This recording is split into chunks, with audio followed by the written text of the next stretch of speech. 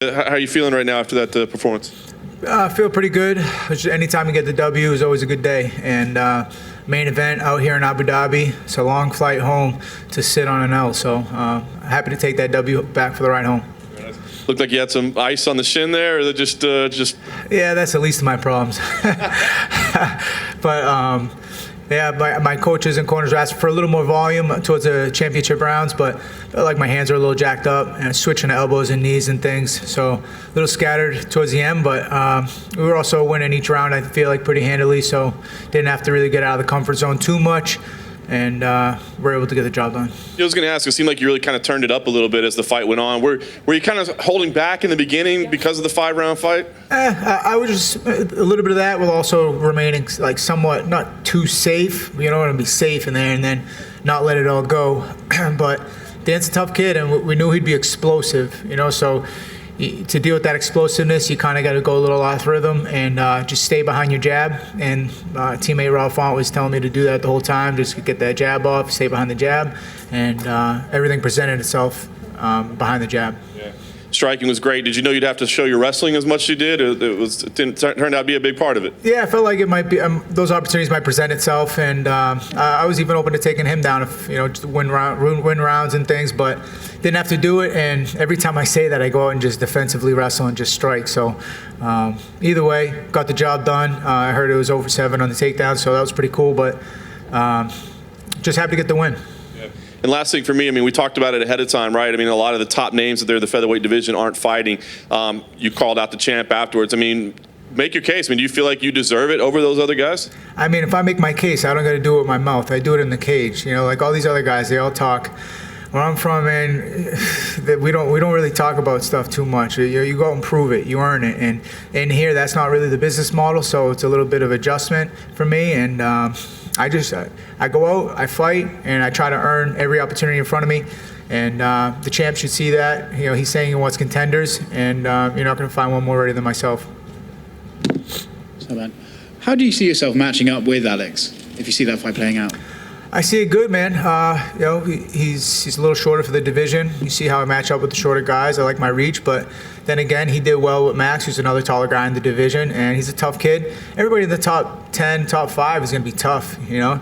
And I just think I present other qualities that will get the job done. But yeah, tough kid. I see myself being everybody that they put in there with me, and Champ's no different.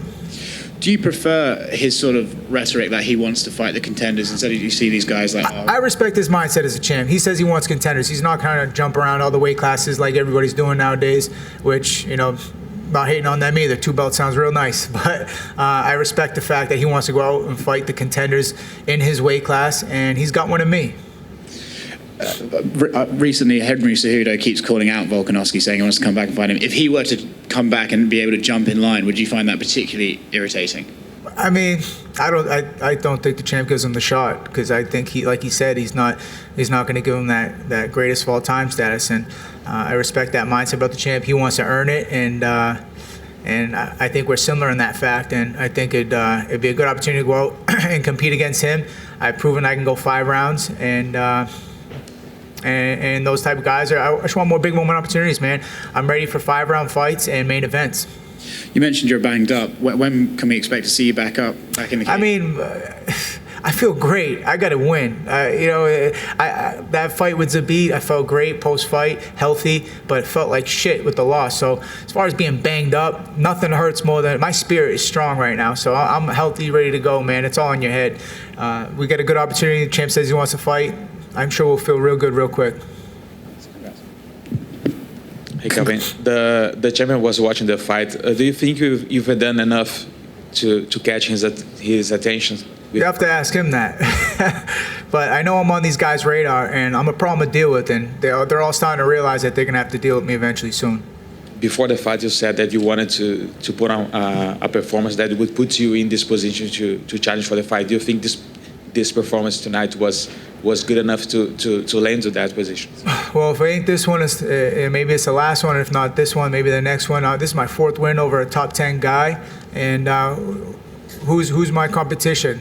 No one's been busy in 2020, so I think I'm doing well for myself, going out competing, earning opportunities, and I can't really say much for everybody else in the division. If the UFC chooses to go a different direction for the champion, what do you think would be a good plan B for you? I don't really give a shit. Whatever they want to do is up to them. For me, I just focus on what I can control, and that's going out, putting on performances, getting W's. I keep winning, they can't deny me. That was my mindset getting into the UFC. I didn't ask to get in the UFC. I just said if I keep winning, they won't deny me. They can't deny me. There's nothing they could do if you keep winning, and that's what I'm doing right now. If they don't want to give me a title shot now, go out, get another win. They can't keep denying me forever. I'm hopefully top 5 after this fight. And that's a short list.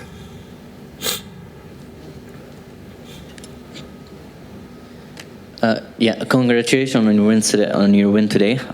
Just want to ask you, besides the great win today, what has been the highlight on Fight Island? Any special experiences you want to share?